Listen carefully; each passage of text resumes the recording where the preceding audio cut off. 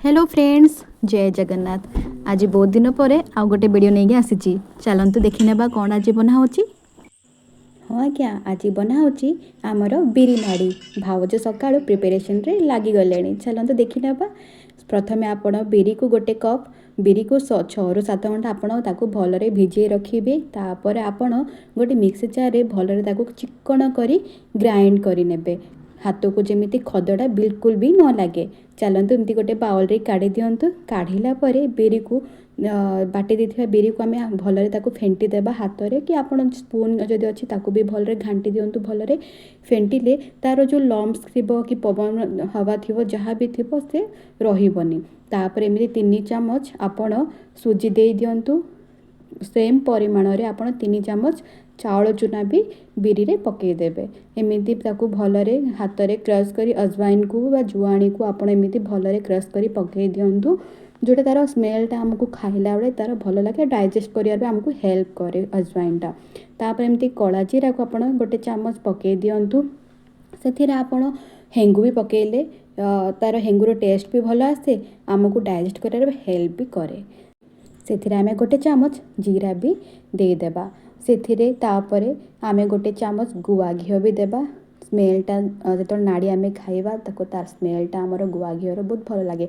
घीटा optional अच्छे, से आपण तेल भी दे पारिबे किंतु बिना स्मेल वाला तेल आपण दे पारिबे। ठीक अच्छे। देन चलतु एमती भलरे हाथ रे फेंटी दिंतु। फेंटिला पर मत लगुच ये भाउजों को बोधे पानी आउ टिके दरकार होची। से भाउज आउ टिके पानी देकी हल्का हाथ ताको भलरे घांटी दे एमती 20-25 मिनट ताको छाड़ी देले। तापर से आमे गोटे अदा गोटे छोट टुकड़ार अदा आमे ताको भलरे एमती ग्रेट करि नेबा। तापर आम एमती भलसे फेंटी नियंतु। तापर एमती गोटे गैस रे आपण कढ़ई रे तेल देके आम कने छाणिया पड़िबो ना बिरी नाड़ीटाकू। तो आपण एमती ताकू तेल दे एमती जेतिक आपन लागुचे तेल दरकार छाणिया पे आपण सेति करि नियंतु। तापर एमती मो पाखे एठी गोटे क्षीर पाउचर गोटे पॉलिथिन थिला। आपण पा जदि आउ किछि पॉलिथिन थिला त देन यूज करि परिबे।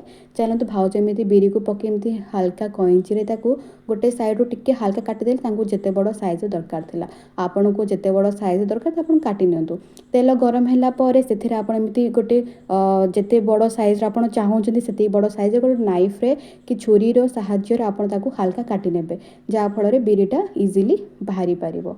देखंतु गोटे साइड भाउज छाणिला पर ता क्रीम लेउटौचंती अपोजिट साइड को दी साइड रु भलरे छाणी हे गलानी, क्रिस्पी हे गलानी। देखुचंती एमती कलर आसला पर्यंत आपन को एमती छाणीबा को पड़िबो। चलंतु भाउज ताकू एबे छाणी दउचंती। किंतु वीडियोटी देखिबा शेष पर्यंत देखिबा आगुरु आपन गोटे अनुरोध कि आपन वीडियो को लाइक शेयर सब्सक्राइब बिल्कुल भी भूलिबेनी। घरे भी आपण एमिति बिरी नाड़ी बनातु आ मते निश्चय कमेंट रे जणातु आपन को बिरी नाड़ी केमिति लागेला। ए बिरी नाड़ी को मु लुण एथि पकेइनी काहेकि ना भाउज जतल तरकारी घांट तरकारी बा डालमा बनाती सेथिरे से यूज करंती। आपण भी डालमा घांट जहाँ भी बनौछंती आपण ताको सेमिति माने पकेकी तरकारी यूज करि परिबे। काहे ना सेथि हम लुण ऑलरेडी पकेइ थाउ ना, तो सेथि पकेले आपन टेस्ट लागे। आमे एथि पे ही बनेइछु कि आमे डालमा आ घांट रे यूज करि परिबो। आपण याको खाली स्नैक्स हिसाब भी खाई परिबे, किंतु तापे आपन को बेटर रे ही प्रथमे लुण पकेयाबो पड़िबो। चलंतु हमर बिरी नाड़ी प्रस्तुत हे गलानी। आपण निश्चय मते कमेंट रे जणेबे केमिति लागिला। आउ गोटे नुआ वीडियो रे आमे समस्त अपेक्षा करि रहिछु। सेथि पर्यंत जय जगन्नाथ।